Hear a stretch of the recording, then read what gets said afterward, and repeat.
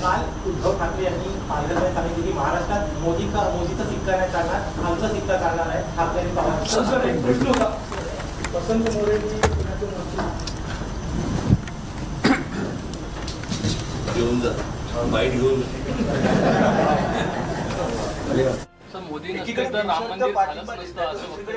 बिनशर्त म्हणजे काय? नाही दुसरीकडे असं कुठच्याही अटी शर्तीशिवाय मी त्यांना विचारलं. दुसरीकडे असं ते म्हणताय की मी फक्त हात नाही केला, फक्त राम मंदिरांचं ते सोडा, ते जाऊ द्या. नाही ऐका मला मी प्रत्येकाला प्रत्येकाचं मत मांडण्याचं स्वातंत्र्य अजून तरी आहे.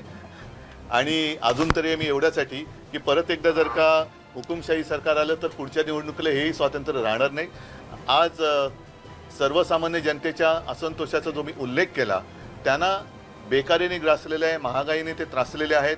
जी वचनं मोदी सरकारने, आणि महत्त्वाचा मुद्दा म्हणजे मी कालच्या माझ्या सभेत म्हटलं की आम्हाला भारत सरकार पाहिजे, मोदी सरकार नको. या देशाचं सरकार हे भारत सरकार आहे. त्याच्यामुळे एका व्यक्तीचं सरकार हे कदापि आम्ही आणि देशवासीय मान्य करू शकत नाही. गुढीपाडव्याच्या दिवशी शिवतीर्थावर झालेल्या मेळाव्यात मनसे प्रमुख राज ठाकरे यांनी पंतप्रधान नरेंद्र मोदींसाठी महायुतीला बिनशर्त पाठिंबा देण्याचं जाहीर केलं. राज ठाकरे यांच्या भूमिकेवर उद्धव ठाकरे, संजय राऊत आणि प्रकाश आंबेडकर यांच्यासह विरोधकांनी जोरदार टीका केली. मोदींवर टीका करणाऱ्यांनीच भूमिका बदलण्याचा हल्ला या नेत्यांनी चढवला. त्याला राज ठाकरे यांनी आज प्रत्युत्तर दिलंय. मुख्यमंत्रीपद मिळावं म्हणून मी किंवा 40 आमदार फुटले म्हणून मी टीका करत नाहीये. मोदींच्या सुरुवातीच्या 5 वर्षाची कामगिरी पटली नाही, त्यामुळे मी त्यांना टीका केली. नंतरच्या 5 वर्षात त्यांनी चांगलं काम केलं म्हणून त्यांचं कौतुकही केलं.